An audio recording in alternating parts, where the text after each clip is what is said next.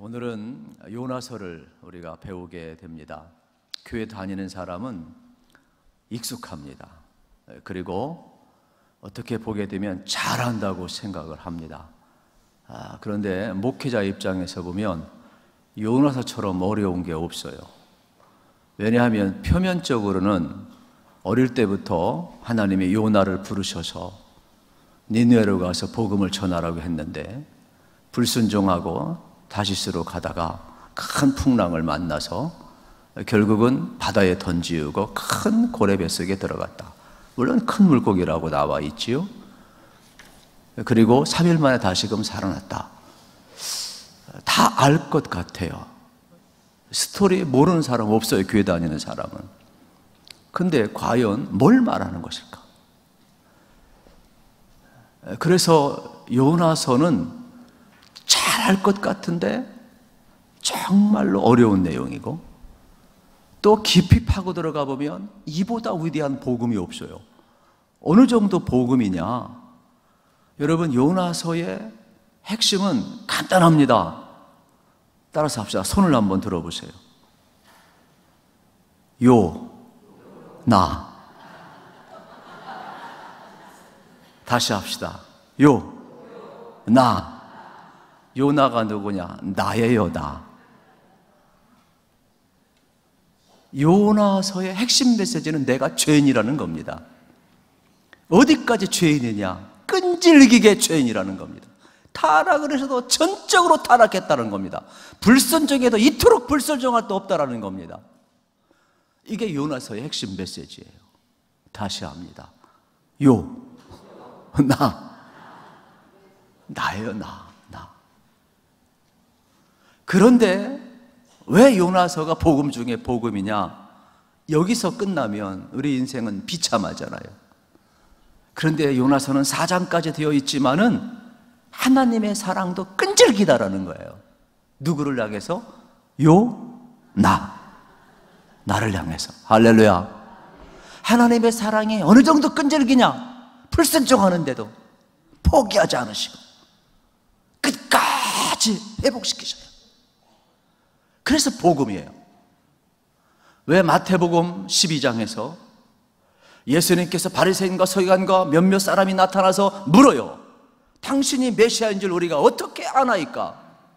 그때 예수님이 이렇게 이야기를 합니다. 마태복음 12장에 보게 되면은 요나의 표적밖에 보여줄 것이 없다. 그렇다면 요나의 표적은 대단히 중요한 겁니다. 예수님을 이야기할 때 요나를 예수님이 예로 들었어요. 그렇다면 이 내용은 너무나 중요한 것이죠. 저희 신학교 때는 여러 가지 학문을 또 신학교는 배울 수밖에 없다 보니까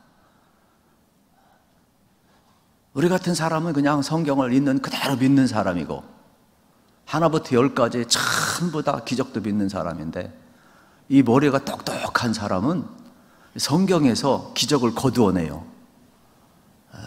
그러면서 이렇게 기적적인 것은 전부 다 신화다, 이렇게 신학화 작업을 하는 사람이 있어요. 이 불트만 같은 학자들은.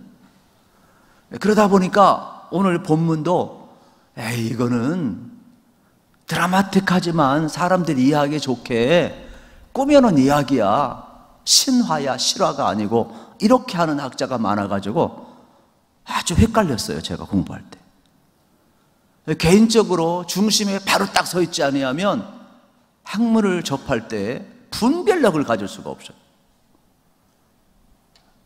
마치 백화점에 가보면 전부 나열해 놓은 것처럼 학문의 세계에도 전부 다 나열해 놓으니까 옥석을 못 가릴 수가 있어요, 옥석을.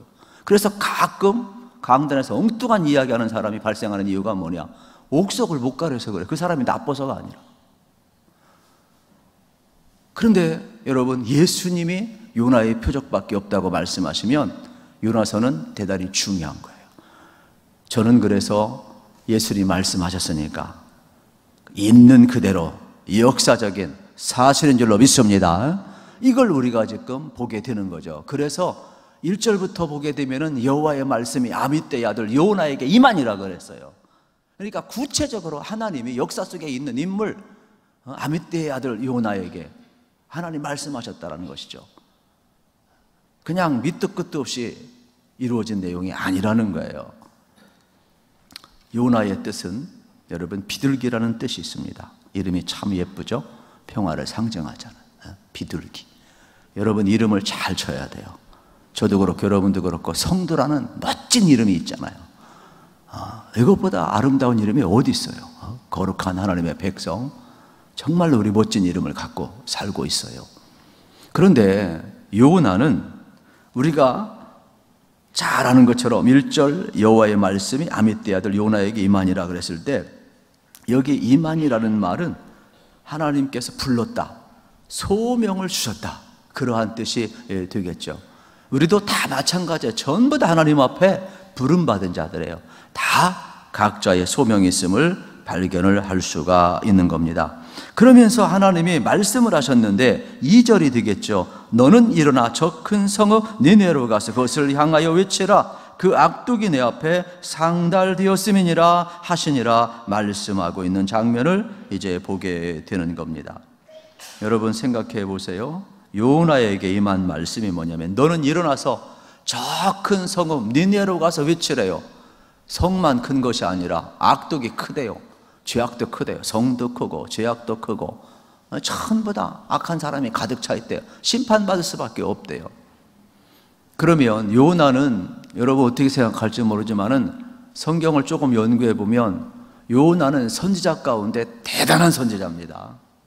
어느 정도 대단하냐? 우리가 생각하는 뭐 엘리야, 선지자 중에 선지자, 뭐 엘리사, 뭐 예레미야, 뭐 이사야 이런 사람만 생각하는데 진짜 그 시대에 요나 같은 선지자가 없어요. 요나는 예언하자마자 하나님의 말씀이 그대로 이루어진 사람이에요. 다른 예언자들은 그렇지 않습니다, 여러분. 그 정도로 신실하고 위대한 예언자가 누구냐? 요나예요, 요나.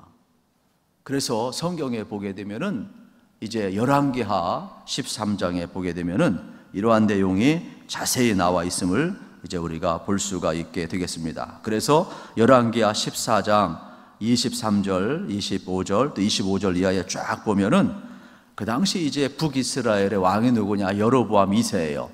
여로보암 2세에게 하나님께서 요나를 통하여 뭘 말씀하시냐? 이스라엘 땅의 회복을 약속을 하셔요. 그리고 나서 준비하게 하셔요. 처음에 여로보암 2세도 요나의 말을 잘 들었어요. 하나님 말씀을 잘 들었어요. 그래가지고 여로보암 2세 때에 북이스라엘이 얼마나 번성을 했는지 몰라요. 그런데 번성을 하고 영토가 넓어지고 다윗처럼 위대한 역사를 이루고 나니까 교만해지기 시작합니다. 그래가지고 하나님을 떠나고 우상 숭배에 빠지고 물질의 풍요를 누리면서 가장 악한 왕의 뿌리가 되어버리는 거예요. 아합처럼. 아합이 여로보암 다 같은 거니까, 한 뿌리니까. 그러면 하나님께서 왜 지금 아수르는 여러분 이스라엘을 가장 괴롭히는 나라거든요. 원수의 나라이거든요. 니느웨는 아수르의 수도이거든요. 거기에 좌우를 분별하지 못한 15만 명이 있다고 그랬잖아요. 그들의 악독을 보면서 하나님 말씀 전하래요. 그런데 설교를 준비하고 성경을 보다 보면 궁금한 질문이 던져요. 이 질문을 지금 요나는 북이스라엘의 선지자로 여러 번 있을 때 활동하는데 이스라엘 백성에게 던져야 될 메시지 아니에요? 어떻게 원수의 나라 가서 이야기하라고 하지? 그러면 또 하나 질문이 생기는 게 뭐냐면, 그러면은 북이스라엘은 니느웨보다 더 선한가? 악이 덜한가? 아니에요. 여로보암 2세 때 가장 북이스라엘이 악한 짓을 했어요. 우상 숭배 극치가 이루어졌어요. 그러면 왜 하나님이 택한 본자식 이스라엘은 이토록 악이 극에 달했는데 왜 니느웨를 가리켜서 이야기를 하는가? 여러분 옆구리 쳐가지고 절 받는 거 아시죠? 지금 하나님 말씀하고 싶은 것은 니느웨가 아니에요. 저 아수르의 구원이 아니에요. 하나님이 진짜 말씀하고 싶은 것은 뭐예요? 저 악한 니느웨 성을 보면서 이스라엘의 죄를 보게 하고 저 악한 니느웨 성이 회개하고 돌아오는 것을 보면서 이스라엘이 돌아오기 원하는 거죠. 그러니까 하나님의 본심은 어디 있어요? 표면적인 데 있는 것이 아니라 마음 깊은 곳 속에 있어요. 우리도 그렇잖아요. 이중적인 메시지를 쓸 수밖에 없는 경우가 많이 있잖아요. 우리 어르신들은 당구를 잘 모르시죠? 이 쓰리 쿠션이라는 게 있어요. 쓰리 쿠션. 탁 쳐가지고 탁 오게 하는 건데. 저도 몰라요, 그냥 가서 한 번, 두 번 그냥 형님 따라가서 한두 번 해본 적이 있는데 몰라요. 큐대 한 번만 잡아보고 잘 몰라. 근데 옆에 얘기 들어보면 그런 게 있어요. 착착착착. 지금 표면적인 요나를 향해서 니느웨 성에 말씀을 전하라고 하는 것은 진짜 이스라엘 백성이 하나님 앞에 돌아오기 원하는 자기 자식에게, 본 자식에게 말씀하고 싶은 그 마음을 지금 요나서가 여러분 담아내고 있음을 이제 보게 되는 것이죠.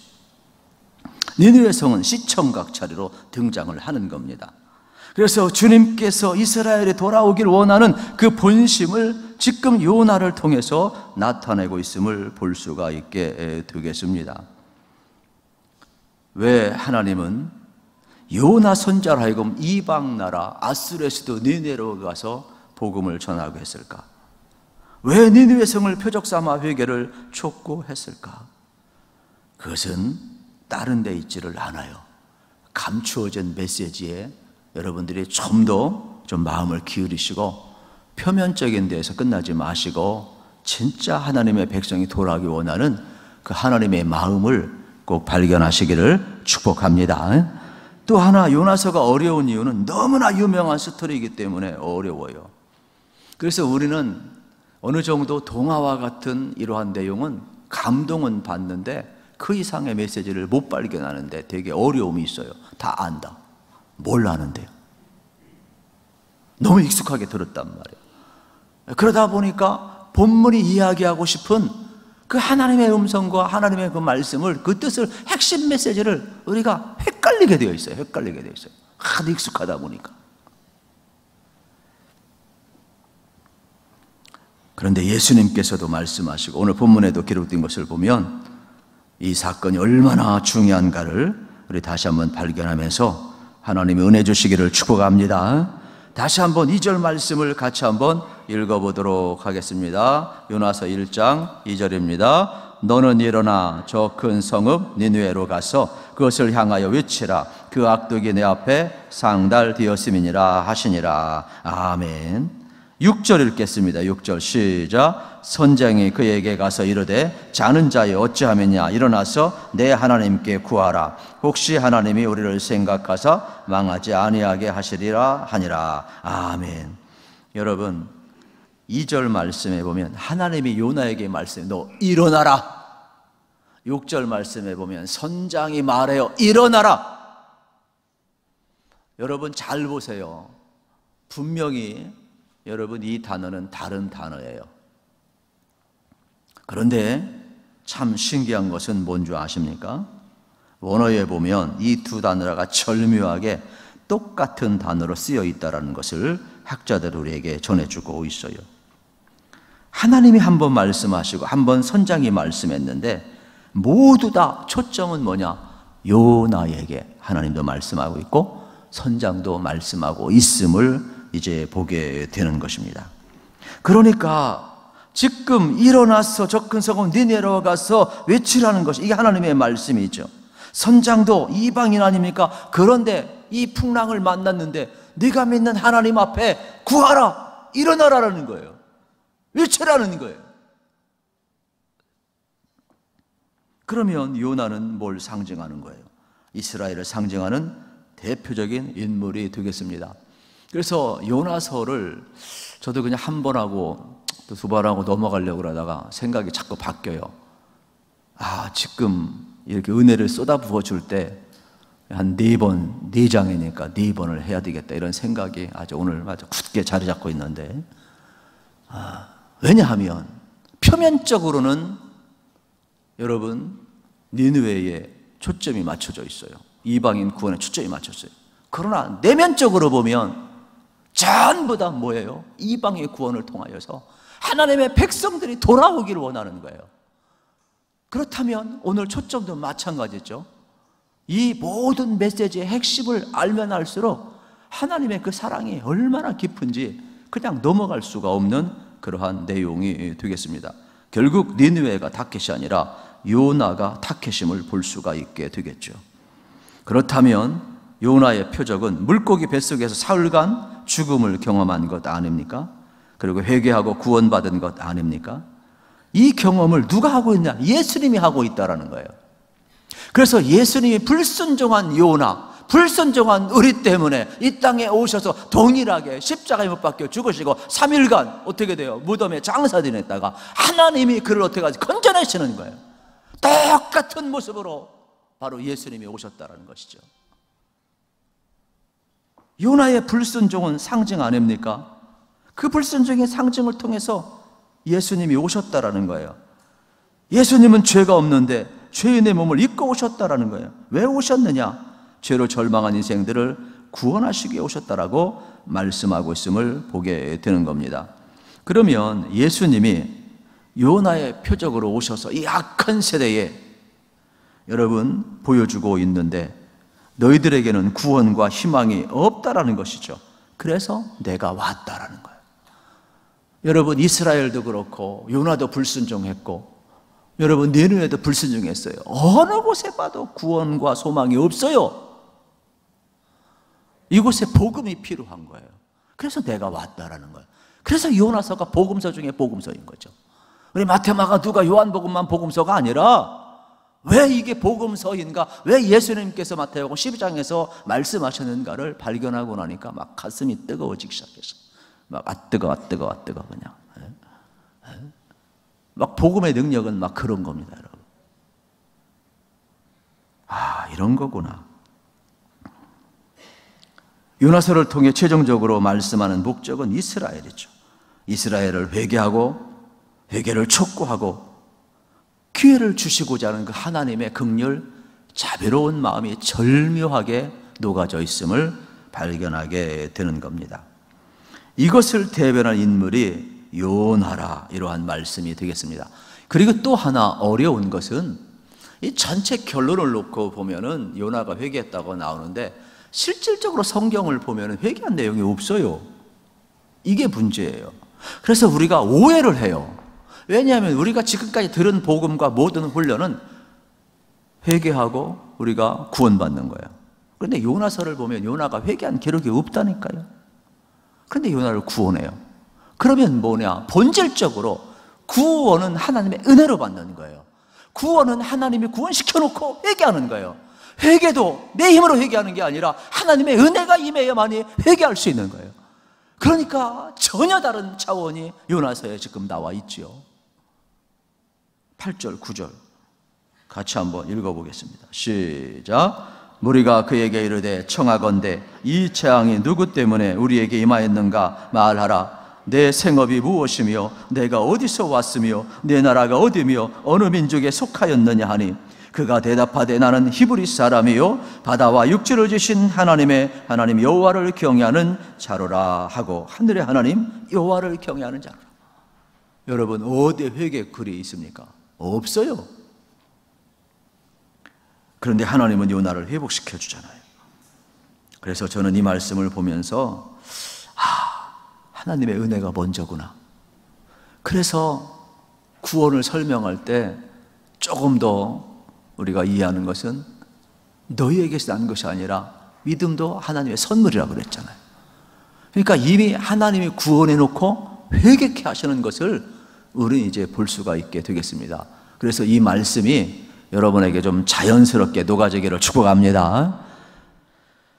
그런데 문제는 3절이 되겠죠. 3절을 같이 한번 읽어보겠습니다. 3절 말씀 시작. 그러나 요나가 여호와의 얼굴을 피하려 하고 일어나 다시스로 도망하려 하여 욥바로 내려갔더니 마침 다시스로 가는 배를 만난지라 여호와의 얼굴을 피하여 그들과 함께 다시스로 가려고 뱃삭을 주고 배에 올랐더라. 아멘. 여러분 생각해 보세요. 여호와의 얼굴을 피하려고 일어났다. 자, 퀴즈 냅니다. 여호와의 얼굴을 피할 수 있습니까? 없습니까? 어떻게 하셨습니까? 요나는 피하려고 하는데요. 이게 인간의 약점이에요. 또 제가 퀴즈 냅니다. 잘 맞춰보세요. 다시스로 도망하려 하였다. 하나님 앞에 도망할 수 있습니까? 없습니까? 그런데 왜 도망가려고 그래요? 이게요, 우리의 약함이에요. 꿩 아시죠? 저는 이제 시골에서 자라가지고 토끼, 그 다음에 비둘기, 꿩 이런 거요. 겨울에는 눈이 많잖아요. 요즘은 뭐 그런 게 없을 거예요, 아마. 그런데 마을 사람들하고 막 친구들하고 막 형들하고 막 산으로 있잖아요. 딱 앞에 꿩이 있으면은 갑자기 와 하고 돌멩이 던지고 가면은 꿩이 화다닥 딱 하다가 코너에 보려면 고개를 팍 쳐박아요. 그냥 자기 머리만 그냥 파묻으면 안 보이면, 내가 안 보이면 안 보이는 거예요. 제가 요나를 발견했어요. 그래서 확 잡으면 되거든요. 지금 요나가 여호와 낯을 피하려고 하고 도망가고 말도 안 되는 행동을 하고 있잖아요. 문제는 지금 요나 마음속에 하나님이 주신 사명을 감당 안 하고자 하는 마음이 생기고 불순종의 마음이 생긴 것이 문제가 되겠지요. 마음이 참 중요한 것 같아요. 왜냐하면 마음은 행동을 하게 만들기 때문에 그래요. 여러분, 가인이 살인했기 때문에 죄인이 아니에요. 가인은 살인할 만한 요인이 있었기 때문에 죄인이 된 거예요. 예수님도 말씀하셨어요. 열매를 보면 그 나무를 안다고 이야기를 했어요. 그래서 우리 마음속에 시기, 질투, 미움 이러한 것들이 잡아주면 그게 가인이 될 수밖에 없는 거예요.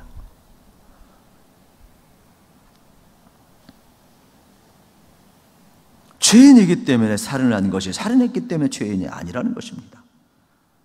여호와의 얼굴을 피하려는 그의 마음이, 불순종이 있기 때문에 그런 의도가 나타나고 있는 것이 되겠죠. 그러다 보니까 사명을 내려놓게 되는 것이죠. 위치적으로 여러분, 하나님이 보내시는 니느웨는 동쪽입니다. 동쪽. 그런데 지금 요나는 다시스로 내려가는 배를 타요. 그거는 그 당시 가장 반대 서쪽 스페인을 이야기하면 스페인. 그 당시 세계관은 땅끝을 스페인으로 보았어요. 반대 방향으로 가는 거예요. 그리고 뱃삭도 2배로 더 주고 샀어요. 왜요? 급행료를 내야 되니까.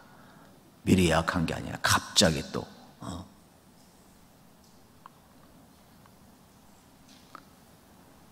하나님의 얼굴을 피하려고 다시스로 내려가고 요빠로 내려가고 배 밑으로 내려가고 하나님을 피하는 사람은 숨어도 어제 뉴스에 보니까 이탈리아에 마피아 두목 실제 인물이 50명 살인한 사람이 잡히고 또 마지막 암 치료받고 암으로 이렇게 돌아간 장면을 보았어요. 참 신기한 것은요, 한 50여 년간을 도피 생활을 했다라는 거예요. 현대에. 도피하고 피하면 어디 갈 데 없어요. 밑으로 내려가는 거지.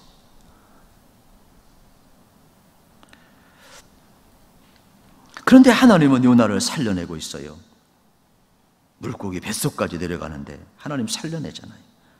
그래서 요나서를 통해서 뭐라고 이야기하느냐, 이 요나의 표적, 내가 불순종한 요나를 회복시키고 다시 한번 그를 구원했던 것처럼 불순종한 우리를 구원하시고 회복시키기 위해서 예수님이 오셨다. 요거를 지금 요나서는 말씀하고 싶은 거죠. 여러분 생각해 보세요.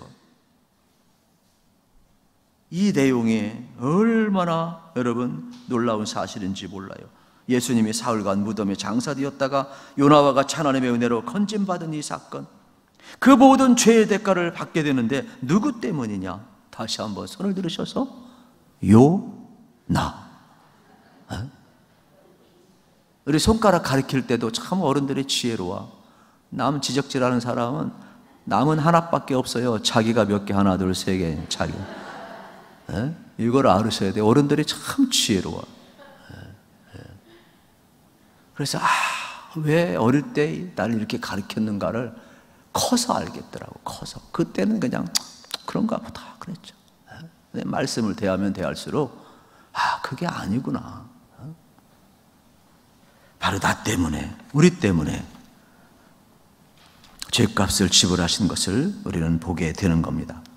그래서 예수님은 요나의 불순종과 자기를 대입시키고 있음을 보게 되는 겁니다.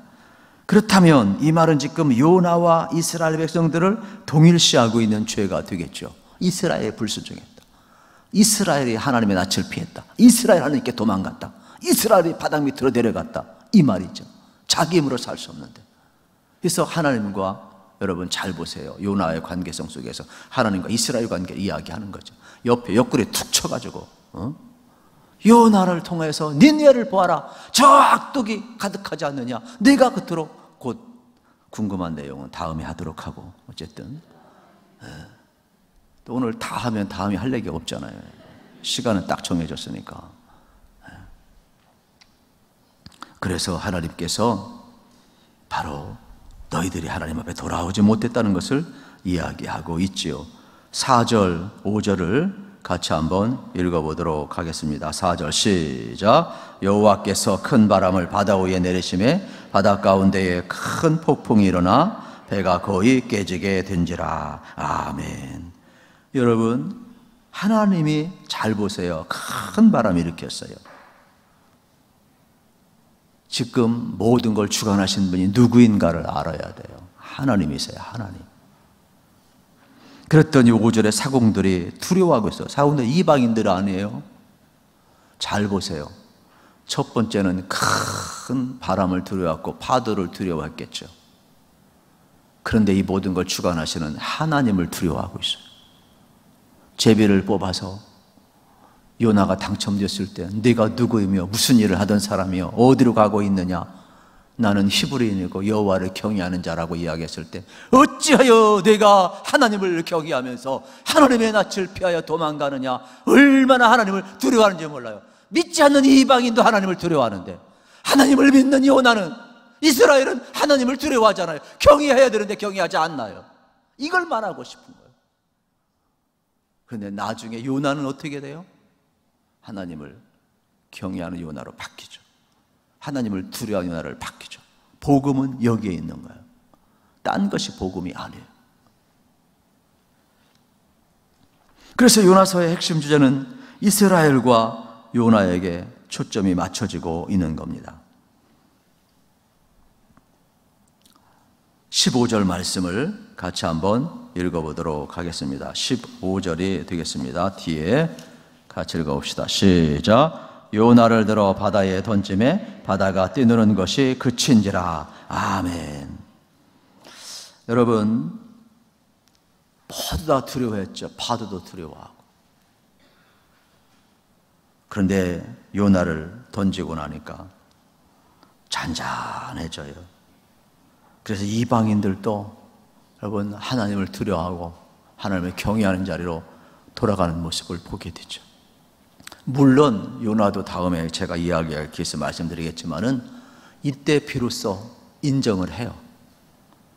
그리고 이 풍랑을 만난 것은 나의 연고로 하고 들어가죠. 하나님의 경외하는 자리로 돌아가는 거죠. 간단합니다.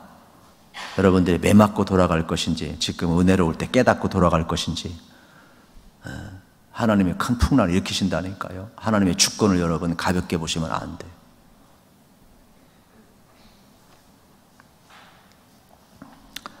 일차적으로 요나와 이스라엘에게 구원을 베푸시는데 목적이 있음을 우리 요나서를 통해서 발견했습니다. 2차적으로는 이방인들에게 구원을 향하신 하나님의 은혜를 또 발견했습니다. 또 3차적으로는 바로 이 사건을 통해서 우리를 하나님께서 어떻게 하셨어요? 다시금 회개케 하고 돌아오게 하는데 목적이 있음을 발견을 할 수가 있게 되겠습니다. 여러분 놀라지 마십시오. 여러분이 기도하고 여러분이 전도하고 여러분이 헌신하면 사실 우리도 잘 보세요. 우리가 아파트에 가서 전도도 하고 또 전도물품도 나누어 주고 팔아들 전도도 하고 또 헌신도 합니다. 또 우리가 선교지에 가서 선교도 하고 또 헌신도 많이 합니다. 여러분, 그런데 가만히 보게 되면은 다 타인을 위한 것 같지만 사실은요, 누가 은혜 받는 줄 아십니까? 전도하는 사람이 은혜 받아요. 누가 여러분 감동되냐? 봉사하는 사람, 나 자신이 복덩인 걸 알으셔야 돼요. 에? 실질적으로 우리가 타인을 향해서 하는 것 같지만 아니에요. 여러분, 하나님 말씀 전할 때 누가 은혜를 제일 많이 받을 것 같아요? 억울하시죠? 제가 은혜를 제일 많이 받아요. 모든 대중을 향하여 메시지를 전하지만 사실은 내게 주신 말씀이죠. 내가 은혜를 제일 많이 받는 거예요. 네? 여러분, 자녀들 가르쳐 보세요. 사실은 자녀를 가르치는 것 같지만 사실은 내게 살이 되고 피가 되는 게 더 많아요. 이거를 깨닫게 하기 위한 거죠. 자, 다시금 정리를 합니다. 요나서의 핵심 메시지는 손을 들으십시오. 다시 한번 시작. 요나, 내가 죄인인 거예요. 어느 정도 죄인이에요? 끈질기게 죄인이야. 끈질기게, 찐득이야, 찐득이. 근데 하나님의 사랑도 다시 한번 보세요. 하나님의 사랑도 얼마나 끈질기냐, 그 은혜가 얼마나 크냐, 절대로 포기하잖아요. 만약에 하나님의 사랑이 포기했다면 요나서는 요나서 1장 1절부터 3절에서 끝나는 거예요. 왜요? 명령했는데 불순종했어요. 그러면 하나님이 어떻게 해요? 번개를 쳐가지고 지나가다가 피르침에 맞아가지고 그냥 죽게 만들면 끝인 거예요. 그리고 4절부터 다른 사람을 통해서 일하면 끝나는 거예요. 하나님은 전능하신 분이에요. 왜 못합니까? 하실 수 있는 분이에요. 근데 하나님은 그렇게 안 해요. 여러분 생각해 보세요. 그 사랑이 얼마나 큰지. 맞다고 지금 저기 동의하는 거니까 너무 신경 안 써도 돼요. 내가 이렇게 너그러운지 몰랐어요, 제가. 저는 설교 시간에 방해하는 거 별로 안 좋아하는 사람인데 어느 순간부터 그냥 너그러워지더라고. 여러분도 너그러워지시길 축복합니다. 더 너그러운 것은 핸드폰 안 갖고 오는 게 제일 좋은 겁니다, 그냥. 어떻게 내 힘으로 안 되잖아요, 이게. 뭐 나이 드셨는데 내 힘으로 되겠어요, 이게. 그래서 일반 교회에서는 위에다가 전파 차단기를 다 설치해요, 교회. 제가 있었던 교회는 전파 차단기를 다 설치했어요. 그래서 교회에서 예배할 때는 전파 차단기 있어가지고 아무리 핸드폰이 있어도 안 터져, 교회에서는. 뭐 그런 데까지 뭐 하고 싶은 생각은 더 기도해봐야 되겠지만은, 어쨌든 그냥 참고하시고, 이제는 여러분들이 좀 도와주셔야 되겠어요. 매주마다 사인이 오니까 이거 참 어떻게 교육해야 될지 모르겠어. 한 번도 빠지지 않으니까 이거 골치 아파 죽겠어 아주. 출석 부를 때만 응답하시기를 축복합니다. 출석 안 부를 때는 가만히 계세요. 그래서 요나서는 이렇게 그 하나님의 그 끝없는 사랑이 철철 넘쳐나고 있음을 이제 보게 되는 것이죠. 요나서 선지자는 어떤 동화와 같이 여러분 그냥 단순히 한 번 났다 한 번 사라지는 선지자가 아니라 당대의 가장 위대한 선지자였고 하나님의 신실하심을 드러냈고 우리가 알고 있는 최고의 예언자보다도 여러분 더 위대한 예언자인지도 모르죠. 어떻게 예언할 때마다 즉각 다 이루어집니까? 즉각 이거는 하나님이 얼마나 그를 신실하게 썼는가를 알아야 돼요. 그리고 가장 악한 시대에 위대한 사용한 그러한 선지자가 되겠죠.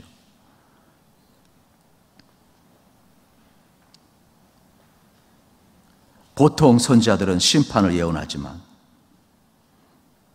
그래서 그 당시 여러분 미움을 받게 돼요. 그리고 예언이 이루어진 나중에 인정을 받게 되는 것을 이제 보게 됩니다. 그래서 많은 사람들이 이제 수모를 당하고 있음을 우리는 예언서를 통해서 발견을 할 수가 있습니다. 그런데 요나서는 참 독특한 거죠. 하나님의 말씀이 뭐 길게 가지도 않아. 바로바로 이루어지는 참 놀라움을 우리가 보게 됩니다.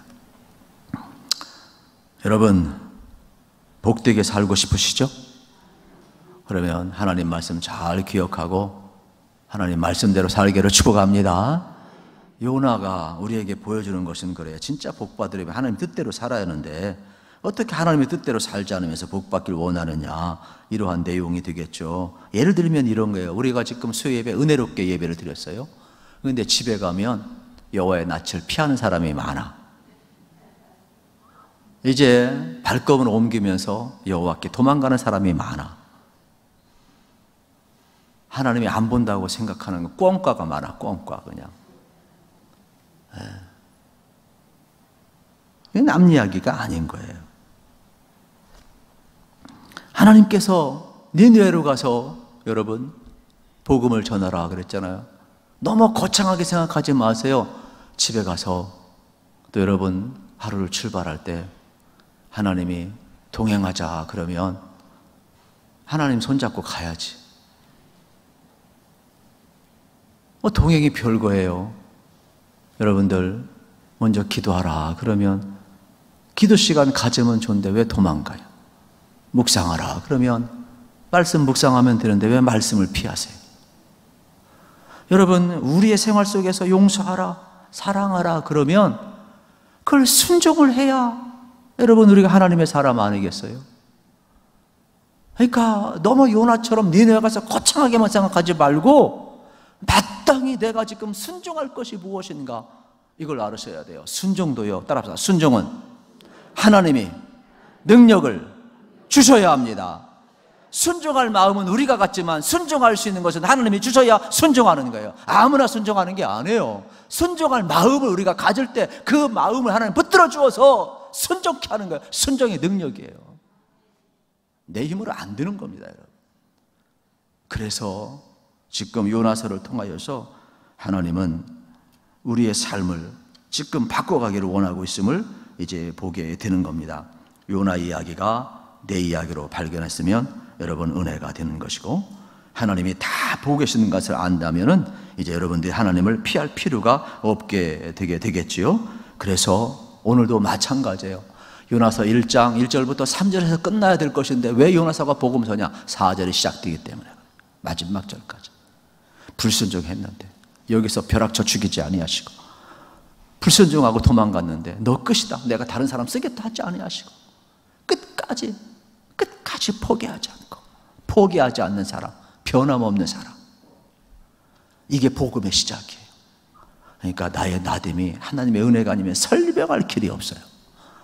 그 하나님의 사랑이 저와 여러분을 붙들고 있으니까 다시금 여러분 순종하시면서 새 출발하시기를 우리 주님의 이름으로 축복합니다.